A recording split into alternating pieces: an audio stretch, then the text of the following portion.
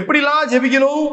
ஒரு சோர்ந்து போகாம ஜெபிக்கணும், பரிசுத்த ஆவிக்குள்ள ஜெபிக்கணும், தேவனுடைய சித்தத்துக்கு ஏற்றபடி ஜெபிக்கணும், விழித்திருந்து ஜெபிக்கணும், உபவாசித்து ஜெபிக்கணும், ஒரு மனதோடு ஜெபிக்கணும், ஊக்கமா ஜெபிக்கணும், எப்பொழுது ஜெபிக்கணும்.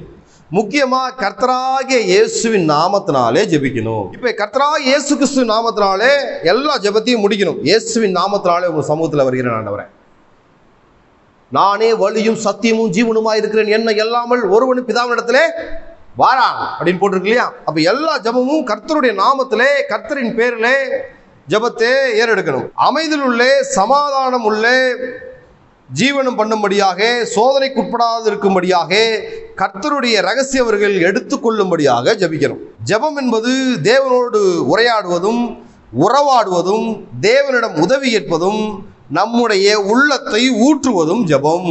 குழுவுலையும் ஒரு கட்டுப்பாட்டுக்குள்ள ஜெபிக்கணும், தனிமையிலையும் நல்லா ஜெபிக்கணும். தனிமையில ஜெபிக்காதவன், நிறைய பேர் சர்ச்சில் ஜெபிப்பாங்க, வீட்டில் ஜெபிக்க மாட்டாங்க.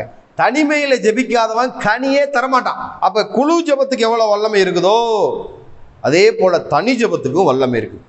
அநேகர் என்ன தங்களை தாங்களே ஏமாத்தி கொள்றாங்க? சபையில ஜெபிக்க சொன்னா ஜெபிக்கிறாங்க, வீட்டில் போனா ஜெபிக்க மாட்டாங்க. தனி ஜெபம் அநேகர்கிட்ட கிடையாது. இதான் உண்மை.